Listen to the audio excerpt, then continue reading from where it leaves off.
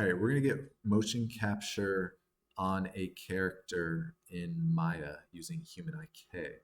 This motion capture, you can get this sample up top here. This is just some Rococo motion capture. This was recorded with a Rococo suit, and this folder has bunches of different motion captures in here. We'll look at one of the zombie one today.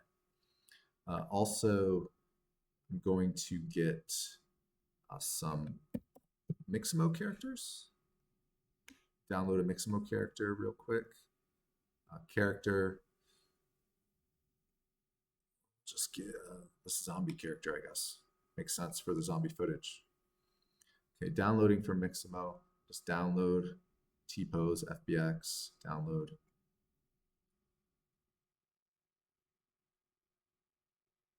So this Mixamo character has the same rig naming as our motion capture data. So I'm actually going to save it in its own Maya file. Otherwise, they kind of overwrite each other. So after this downloads, this is very big.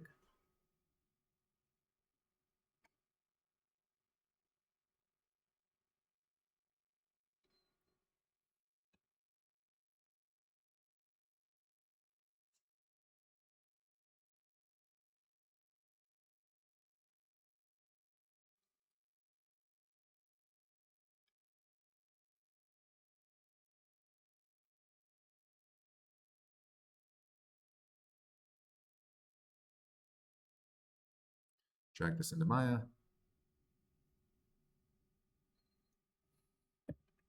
Zombie character. Let's turn on some textures. Let's do some flat lighting. Looks beautiful. All right, I'm going to save this as a Maya file just to get around that naming convention error.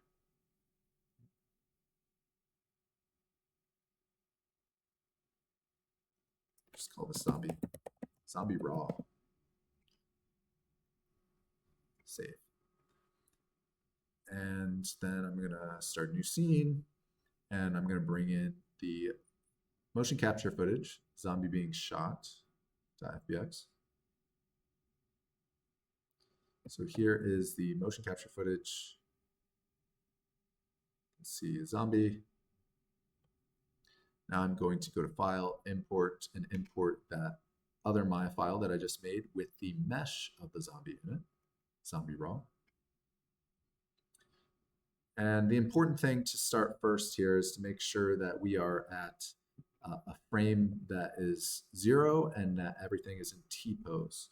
You want your characters to be in the same position with the joints rotationally equal. Otherwise, you're going to end up with weird things are going to happen. If we're saying that arms down is T-pose and then we're combining it with another T-pose, arms down is going to not be T-pose anymore. You're going to get weird results. So next, we need to start creating some character definitions. So click over here on the Human IK window, and we want to create character definitions. We're going to need to create 2 character definitions, one for the zombie and then one for the mocap. So I'm going to start with, I guess, the zombie character, create character definition. I'm going to go up to the blue button here and click rename. Call this zombie. Go back to none again, and then create another character definition for the mocap. Rename this to mocap. Let's start with the zombie character. So we haven't assigned any joints yet. I'm going to click on the reveal joints button here to see the joints. I'm going to expand the outliner for the zombie character with the mesh, no mocap. Hips is going to get assigned, each of these joints is going to get assigned to one of these slots here. So we just select the joint, go to right click, assign bone, go to the spine, assign the spine. Click on the drop down for spine to see the other spines, assign the bone, assign the bone. Neck, drop down, assign the bone. All these other joints that you don't have, you just ignore.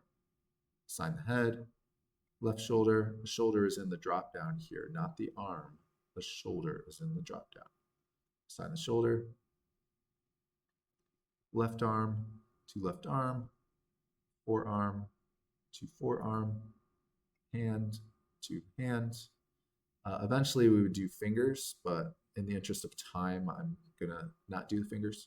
Also, sometimes with motion capture, not sometimes, oftentimes with motion capture, the quality of the hand and finger capture is very janky. It's a lot of times not even worth it. With our Rococo suit at Pratt here, we do have the capability to record fingers, which is not always true with motion capture setups. But even still, quality can be janky. In the interest of time, though, I'm just not going to go through all of these digits. All right, so after you're done with that, you can click the lock. It's the same thing if you wanted to do the fingers. Click the lock, and now we're going to move on to click the drop down and go to mocap. And we just created this. This could be named whatever you want. Same sort of thing. Shift click to expose everything. This character also, this motion capture footage actually has a reference, a joint going down to 0, 0, 0. A lot of times that can be useful. Sometimes you have to manually create that just by parenting another joint. Or some of these characters, like Mixamo characters, don't come with that automatically. Although in our case, the Rococo motion capture did. I'm just going to speed run through this.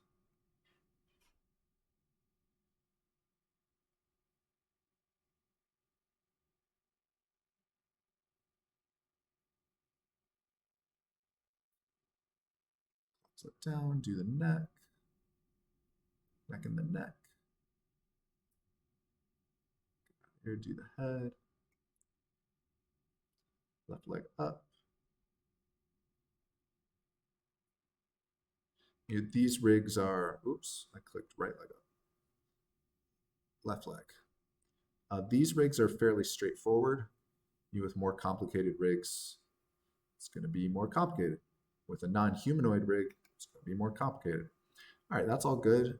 Got the green check mark. Go ahead and click the lock on that too so we don't mess it up.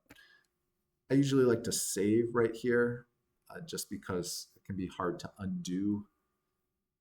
Let's call this zombie defined, because we defined the skeletons.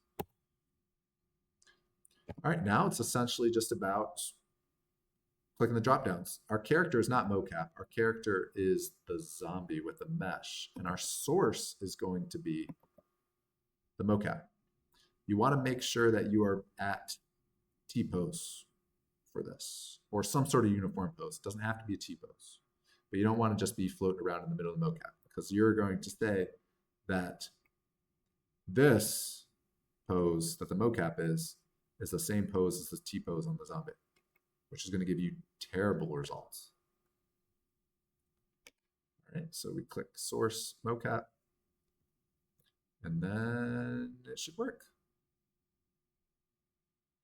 Just like that. You can create animation layers to adjust and clean things up.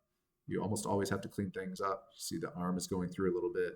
We can bake this out to a control rig if you want to make further adjustments. Eventually, before we go into Unreal, we have to bake this to a skeleton and then export FBX from Maya as a skeleton. So if you make a control rig, you can do that, make your edits. Then you need to eventually bake that to a skeleton. You could skip the control rig part, but almost always you want to make changes and adjustments.